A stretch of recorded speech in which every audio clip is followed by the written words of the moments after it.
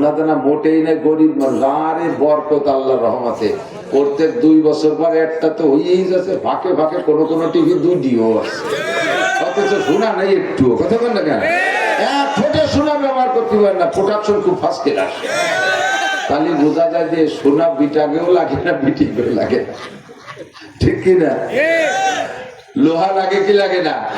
সব জায়গা লোহা, লোহা ছাড়া কিছু হয় নাই। সেই স্বর্ণ যা কোনো দরকার নাই, তার ভরি 2,26,000 টাকা।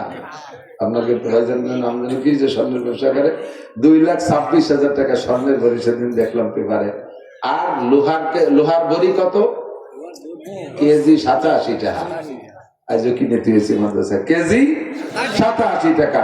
এই লোহা যে হারে আমাদের প্রয়োজনে লাগে, এ যদি স্বর্ণের মতো এরকম বড়ি দরে 2,26,000 টাকা যে কিনে কাজে লাগানো লাগতো, তাহলে কাশি কুদাল বানানো লাগতো না, ধান কাটিয়ে না লাগতো, কয়েকবার এটা দাঁত দিয়েছি। হ্যাঁ, কথা বলেন। আল্লাহ ওই চিন্তা লাগবে না, কেজি 87 টা তুই কি বানাবি বানা। তাহলে যে জিনিস প্রয়োজন বেশি তার দাম কম। কথা বল। মাটির প্রয়োজন বেশি না লোহার প্রয়োজন বেশি? মাটির প্রয়োজন বেশি। দেখেন তা আরো সস্তা, ঠিক না? 1 কাঠা জমি কিনবেন 1 লাখ টাকা দিয়ে, ওই বরাবর নিচে যত দূর যাবেন, জাহান্নাম পর্যন্ত খুঁজে চলে যাবেন, তবু আপনার মাটি, অন্যদিকের ভাগ নাই, ঠিক না? 1 লাখ টাকা কি পরিমাণ মাটি আল্লাহ ফ্রি করে দিচ্ছে। মাটির প্রয়োজন বেশি না পানির প্রয়োজন বেশি?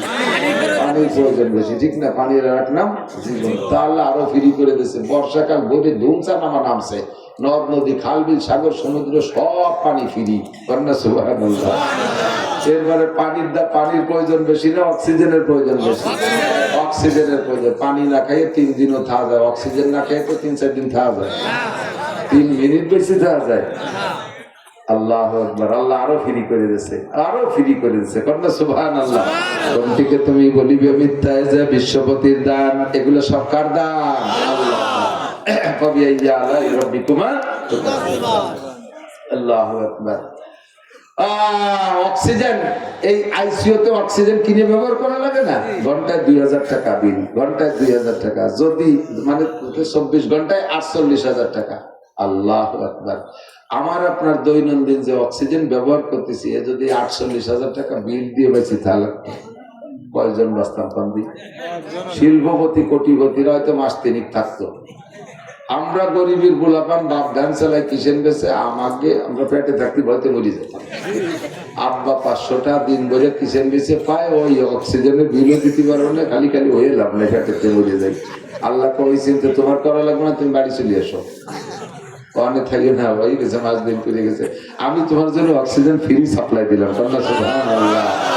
এই সব কিছু দিয়ে প্রমাণ করতে চায় আল্লাহ আমাদেরকে ভালোবাসে না মন্দবাসে? ভালোবাসে, ঠিক না? এবার আল্লাহ পাক বলেন, আমি তো তোমার রাতভর জীবন ভরে সারা জিন্দেগি ভরে সবাই মিলে বললো শেষ করতে পারবো না, এই জন্য এখানে বেড়ে পেয়ে গেলাম যে আল্লাহ আমাদেরকে ভালোবাসে, তার অসংখ্য প্রমাণ, ঠিক না? আর একটা প্রমাণ না বলে পারতেছি না। আপনি যদি অন্যায় করি, সরকারের অধীনে থাকি, আমার সরকার ছাড়ে না, যে কোনো ভাবে ধরে ফেলবে, আমার জেলে দেবে, ফাঁসি দেবে, ইত্যাদি ইত্যাদি করবে, ঠিক না? সরকারের যদি ভোট না দেয়, নির্বাচিত সরকার যদি আমার বিরোধী দল হয়, তাহলে আমার সরকার অনেক কিছুতে বঞ্চিত করবে। আল্লাহ পাক বলেন, বান্দা আমারে আল্লাহ বলে স্বীকার করিস না, আমার নাফরমানি করিস, মূর্তি পূজা করিস, জিনা করিস, ব্যভিচার করিস, হাজারো অপরাধ করিস, তবুও আমি দেখ তোদের জন্য কোনো নিয়ামত বন্ধ করি না। হিন্দুদের কাছে দান হয় না এরকম নাকি? বরঞ্চ মুসলমানের সাথে হিন্দুকে বইতে দান বেশি হয়। কতক্ষণ তাদের ফসল বেশি হয়, তাদের ব্যবসায় উন্নতি বেশি। অমুসলমানদেরকে দুনিয়া আমি কত দিয়ে যাচ্ছি, এটা প্রমাণ করে যে আমি তোদেরকে ভালোবাসি। যে যারে ভালোবাসে সে তার অনেক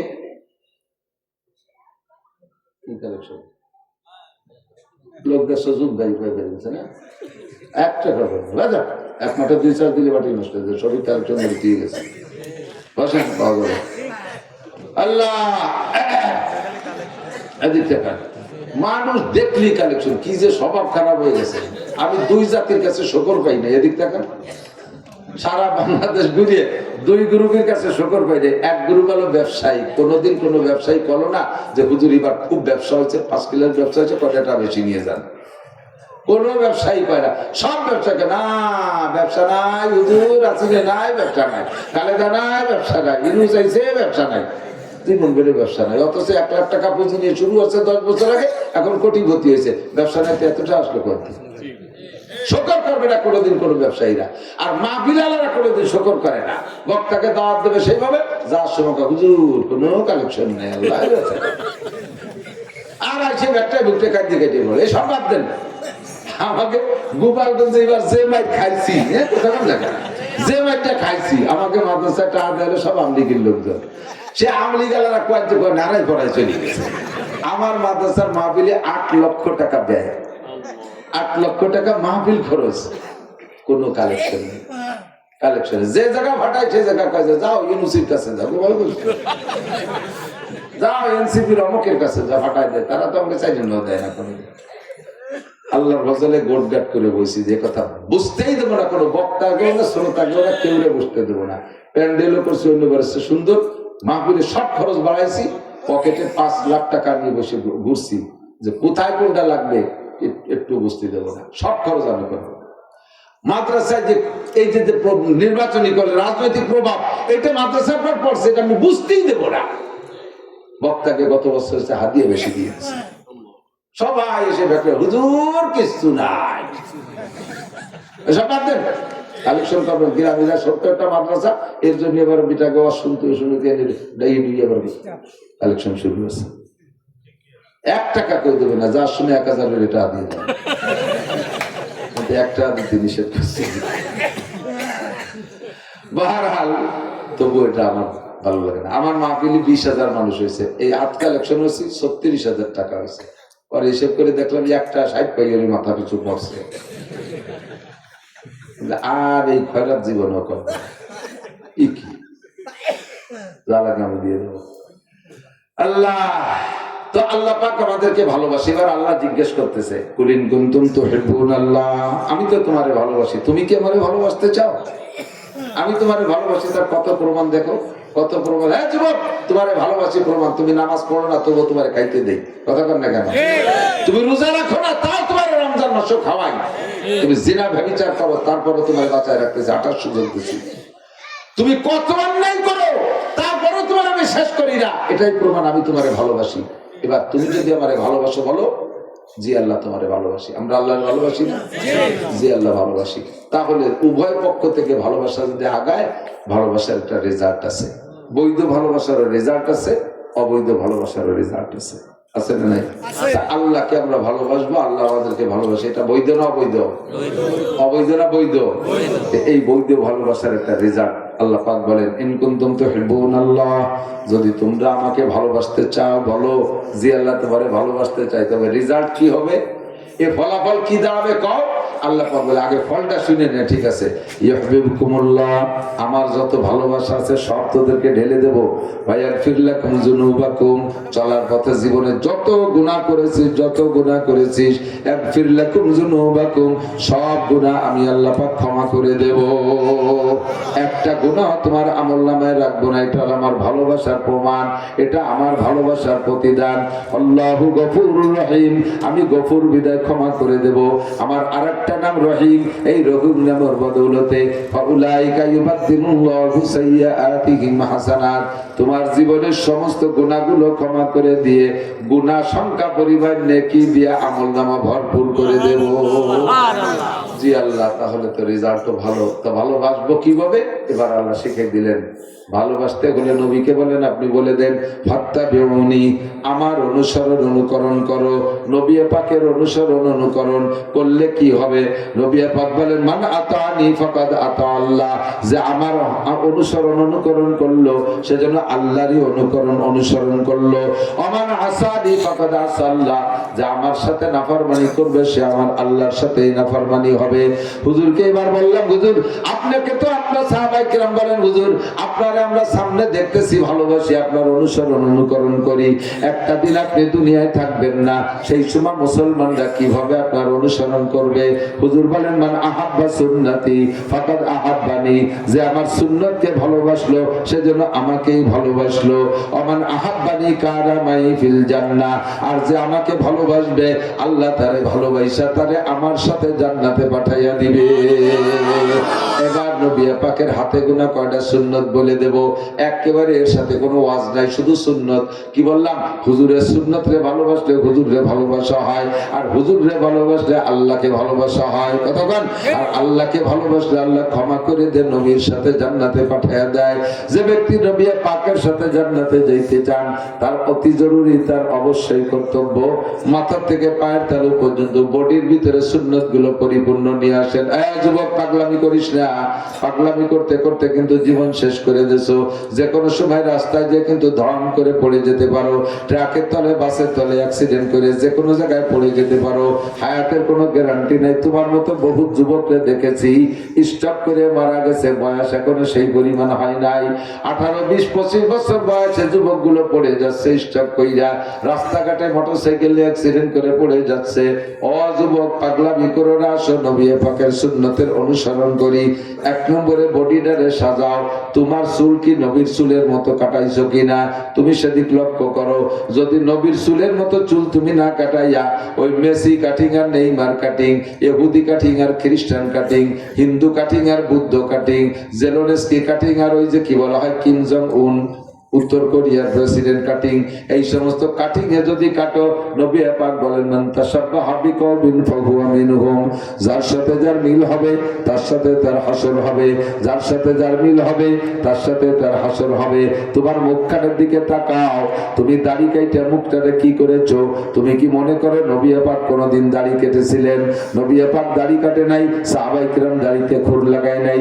খোদার কসম, দাড়ি কাটা খুর লাগানো অবস্থায় যদি তুমি কিয়ামতের ময়দানে যাও, আল্লাহর কসম তোমাকে নবী পাক প্রথম চান্সে সুপারিশ করবে না। এক দাড়ির কারণে তোমাকে 50,000 বছর জাহান্নামে পোড়া লাগবে। নামাজ পড়তে গিয়ে খালি মাথায় নামাজ পড়ে, তাই টুপি কি নামাজের অঙ্গ? টুপি নামাজের অঙ্গ না। টুপি মুসলমানের ইউনিফর্ম। মুসলমানের 24 ঘন্টার পোশাকের মধ্যে একটা টুপি আছে। পরনের কাপড়টা যেমন আপনার ইউনিফর্মের মধ্যে পড়ে, মুসলমানের টুপিটাও তেমন।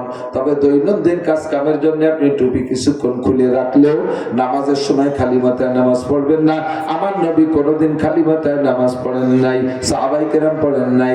এরপরে মোসার দাড়ির দিকে চলে আসেন, এরপরে আপনার পোশাকের দিকে চলে যান। আপনি যে পোশাক পরেন, এই পোশাকটা নবী পাক পরেন নাই, সাহাবায়ে কেরাম পরেন নাই, তাহলে আপনি নবী পাকের কি ভালোবাসলেন? তো কো যাবা সুন্নতে আহমদ কো যা বা মুহাম্মদ কাই বুয়াদ নিসবত তোরা। যুবক, আজকে থেকে কয়েকটা সুন্নতের খুব কঠিন ভাবে আমরা প্রস্তুতি নেই, মুরব্বীরা নেই, সকলেই নেই।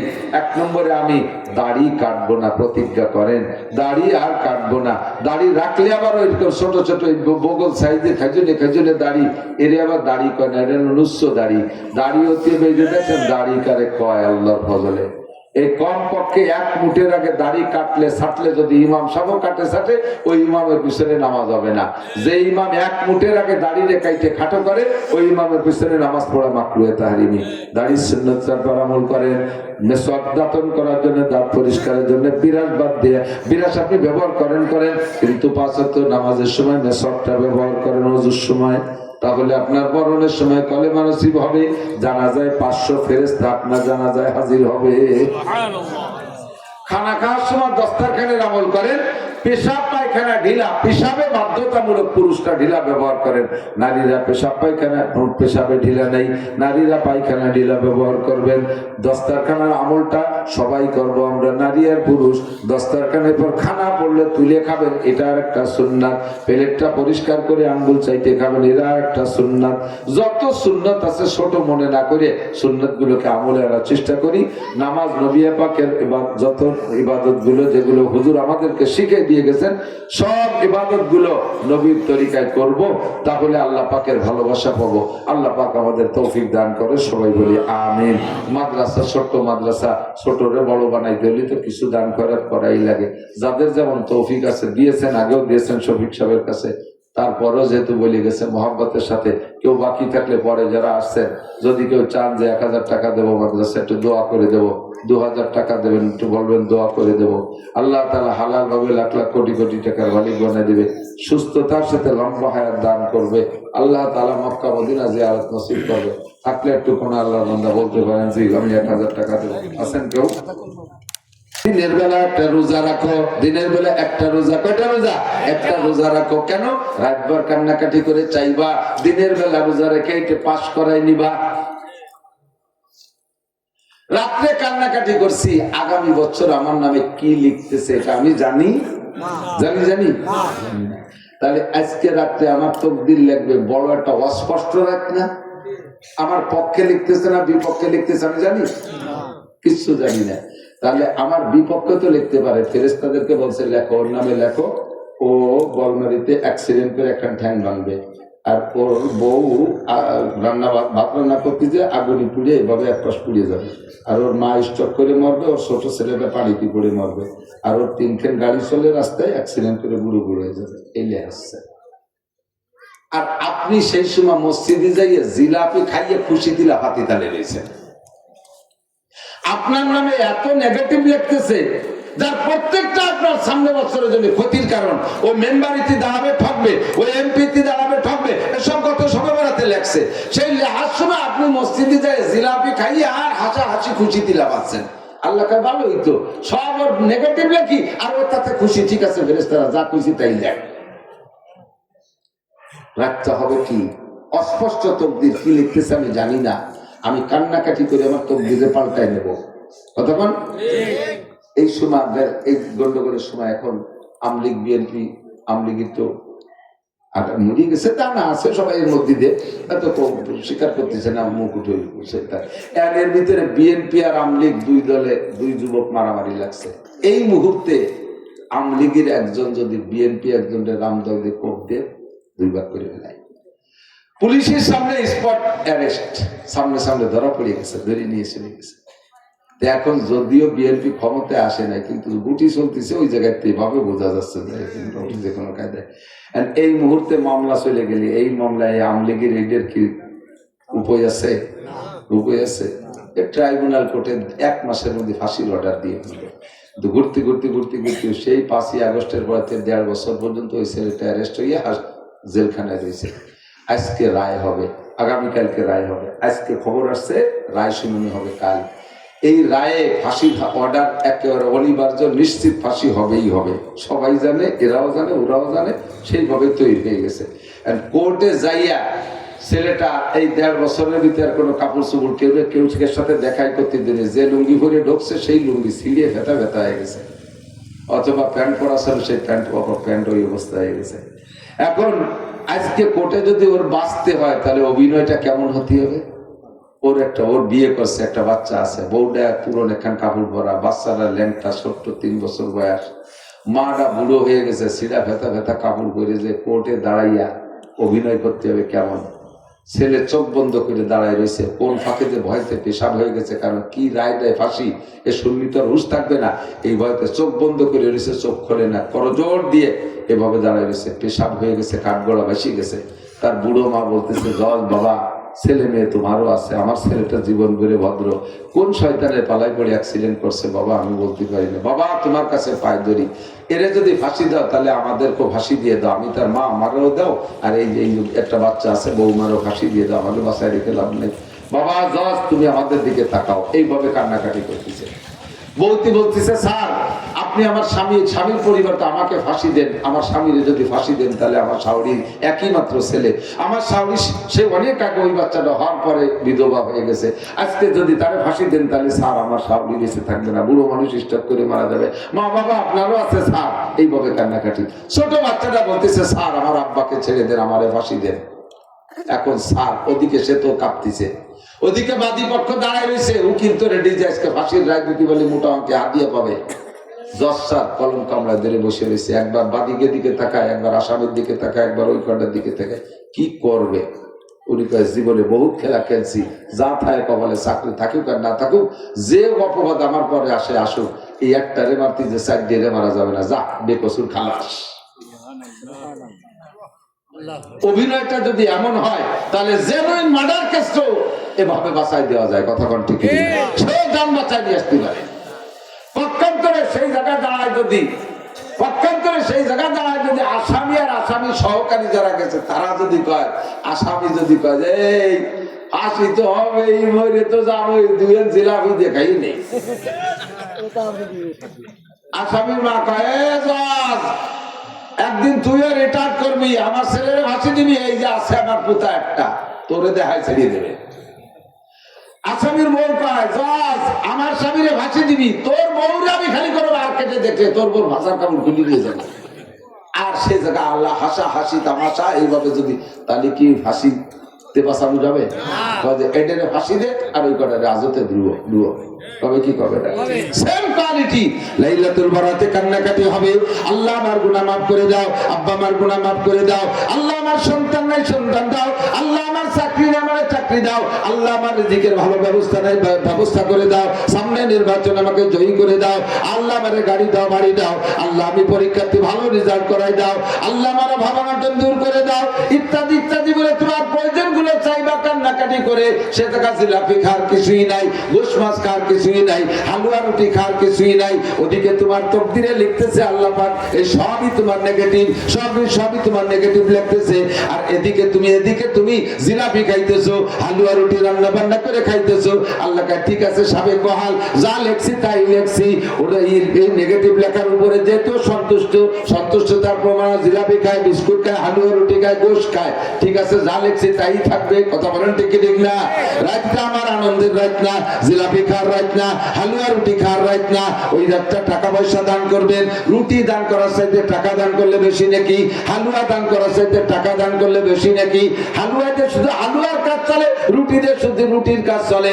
আর দানের মাধ্যমে নাকি হয়, টাকা দান করলে, টাকা পাইলে মানুষের সব কাজ চলে। কতক্ষণ কাজে ওই রাত্রে দান খয়রাত করবেন, হালুয়া রুটি আর খাওয়া খাই রাত না, কান্নাকাটি করবেন, আল্লাহ পাকের কাছে চাইবেন, সারা রাত কান্নাকাটি কইরা শেষ রাত্রে সেহরি একটা রোজা রাখবেন।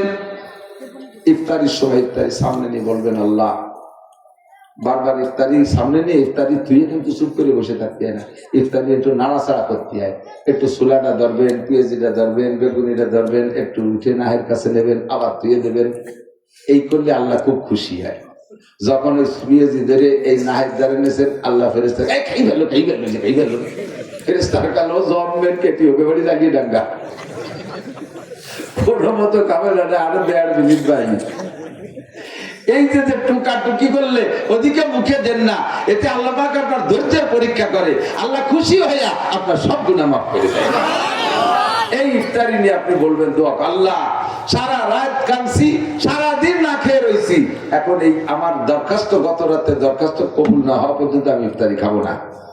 আল্লাহ ওই সময় তোমার সব কবুল করে নিলাম। বিগত সময় সরকারের সময় দেখছি এই মাস্টাররা অনশন ধর্মঘট করছিল। মাস্টাররা আছেন নাকি এর ভিতরে? মাস্টার আছেন না? মাস্টাররা অনশন ধর্মঘট করছিলেন, ঠিক না? শেখ হাসিনার কাছ থেকে দাবি আদায় করা গেলেন, তাই তো? এর আগে ওই দিনই শুধু ধর্মঘট দিয়ে শুরু না, এর আগে অনেক দরখাস্ত, হরতাল ইত্যাদি ইত্যাদি অনেক কিছু করছেন, কিন্তু কোনো তাই হাসিনে আছে না, দোয়া মোটে কবুল করেই না। যখন দোয়া কবুল হয় না, এরপরে সব মাস্টাররা জুটিয়ে বুটিয়ে যাই পল্টন ময়দানে 3 দিনের অনশন ধর্মঘট।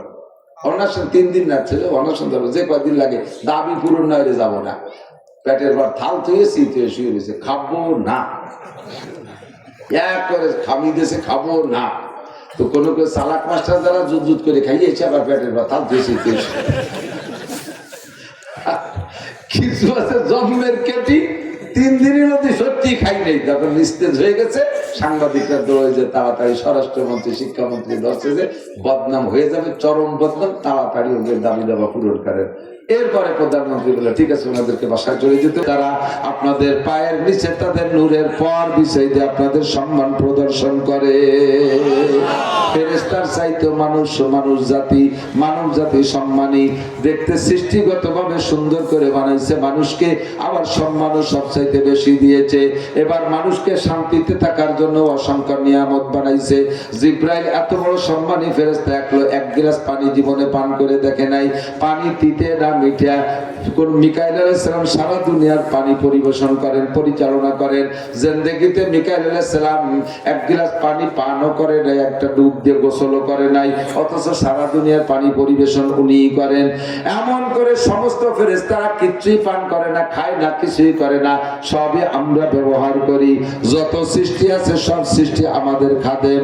সূর্য আমাদের আলো দিয়ে খেদমত করে, চন্দ্র আমাদের খেদমত করে, তারকা আমাদের খেদমত করে। কথা কন না কেন? ঠিক কি ঠিক না? কোনটিকে তুমি বলিবে মিথ্যা, এজে বিশ্বপতির দান। ভাবি আইয়া আলাই রব্বিকুমা তুকাজ্জিবান। সূর্যটা বিশ্বপতির দান, চন্দ্র বিশ্বপতির দান। আরো আজীব হবেন আমার দিক তাকান। মানব জীবনে যে নিয়ামতটা যত প্রয়োজন, আল্লাহ পাক ওই নিয়ামতটাকে তত সস্তা করে দিয়েছে। ভেবে দেখছেন? মাটির প্রয়োজন বেশি না লোহা, কি বলে, লোহার প্রয়োজন বেশি না সোনার প্রয়োজন বেশি? লোহার প্রয়োজন বেশি না? সোনা জীবনেও যদি কেউ ব্যবহার না করি, তাতে কি কোনো সগীরে কবিরে হবে? আমরা পুরুষরা সোনা একেবারে এক সরিষা পরিমাণ স্বর্ণ অলংকার হিসেবে ব্যবহার করা হারাম। অনেকে আছে স্বর্ণের চেন গলায় নেয়। স্বর্ণের চেন গলায় নিয়ে কেমন জানেন? 20-25 শুয়োরের বাচ্চারা দড়ি দিয়ে বেঁধে মালা বানায় গলায় দেওয়া যায়, একটা স্বর্ণের চেন গলায় দেওয়া পুরুষরা তাই। কোন জামাই দিয়ে সোনার চেন দিতে পারেন না, সোনার চেন দেওয়ার শুদ্ধ ভুল নেই। আর জামাই রে কি শুয়োরের বাচ্চা দিয়ে মালা বানায় দেওয়া যাবে? শুয়োরের বাচ্চা দিয়ে মালা বানায় দেওয়া যা, স্বর্ণের চেন গলায় দেওয়া পুরুষের জন্য তাই। তাহলে স্বর্ণ ব্যবহার করা পুরুষের জন্য, মহিলাদের জন্য A to Z জায়েজ আছে। 10 কেজি স্বর্ণ দিয়ে করে 3 পিস বানায় পড়ায় তোর বউরে, কোনো সগীরে কবিরে নেই, বরং স্মরণে কি হবে, দোষ নাই। কিন্তু তারপরও কোনো মহিলা যদি এক চুল পরিমাণ, এক সরিষা পরিমাণ স্বর্ণ জীবনে অলংকার হিসেবে ব্যবহার না করে, তাতে কি তার কোনো গুনাহ হবে? ছেলে মেয়ে কম হবে? যমক মহিলা সোনা ব্যবহার করতে পারতেছে না বলে ছেলে মেয়ে হচ্ছে না, এরকম কোনো রিপোর্ট আছে নাকি? বরঞ্চ যারা অনেক সোনা ব্যবহার করে তাকে ছেলে মেয়ে কম, 1টা 1.5টা অথবা 2টা। আর যারা